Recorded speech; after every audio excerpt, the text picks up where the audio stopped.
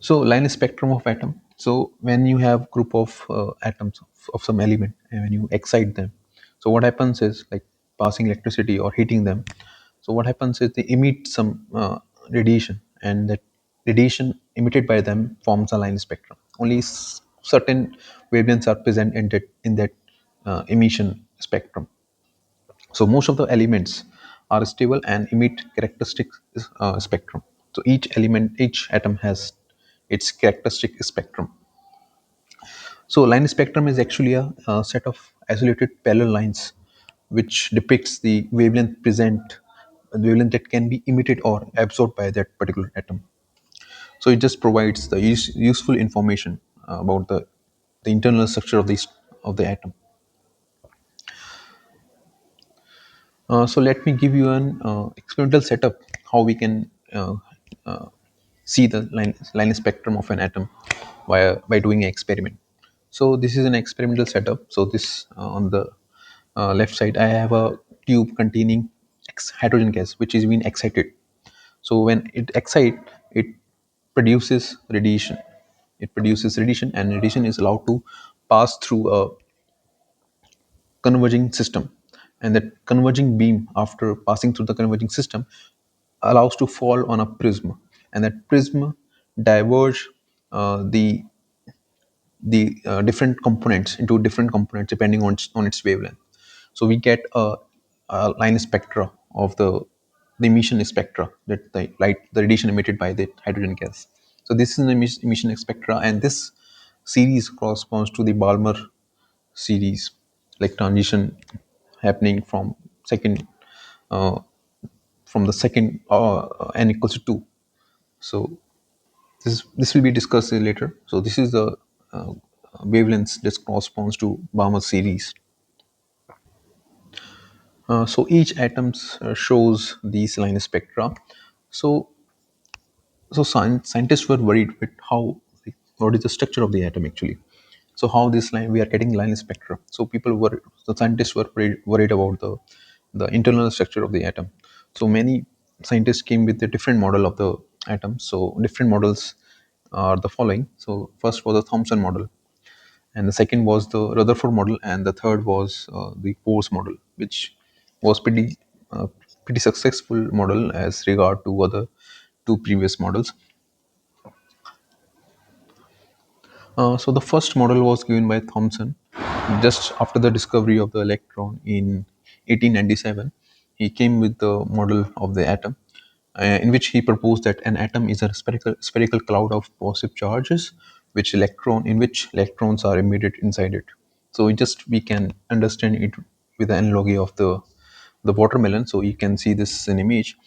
So in this, the red fruit is actually the positive charge, and the black seeds are the electrons. So this was the simple model given by Thomson, just after the discovery of the electron.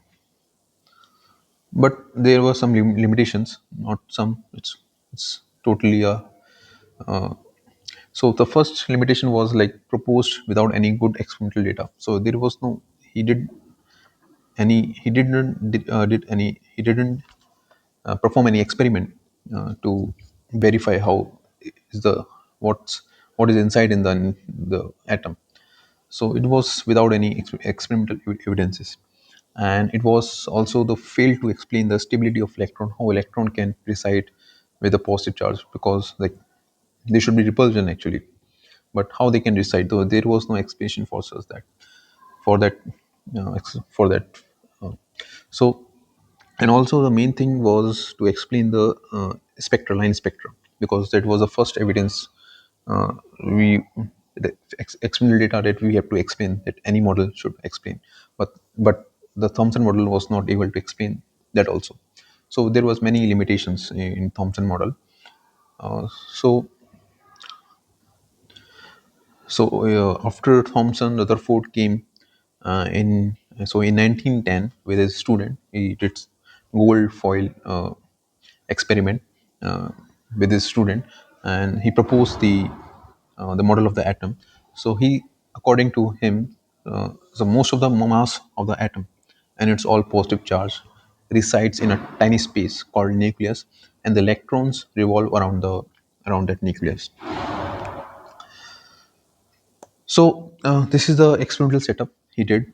He and his student did for the discovery of the for studying the internal structure of the atom. So you can see a radioactive source which produces alpha particles, and the alpha particles are allowed to fall on a gold foil. And he observed that most of the alpha particles passes straight. There was no deviation, and there were few alpha particles that were deviated, and very few that were retrace their path. So from this experimental, he got the data and he gave the model. So according to him, the nucleus is positive charge. There's a tiny space in the atom, and electrons revolve around it. But there was limitation. So limitation were like it cannot explain the characteristic line spectra, which was the main data before. Like any model should at least explain this line spectra, but it wasn't like his model wasn't able to explain this. And the second was like he contradicts his model contradicts the stability of the matter. So actually when so electron is actually revolving around the nucleus, so it's revolving, it's in circular motion, so it is accelerated around the nucleus in it. So since it's escalated, so it should emit electromagnetic radiation. So hence it should be losing electromagnetic energy, and since it's losing electromagnetic energy, it should spiral inside or into the nucleus. Hence, uh, according to electromagnetic theory, should not the atom should not exist. But this is not the case. So there was a contradiction. So his model was not able to explain this contradiction. So this was a big contradiction. And later on, the Bohr came to explain. He came with his model,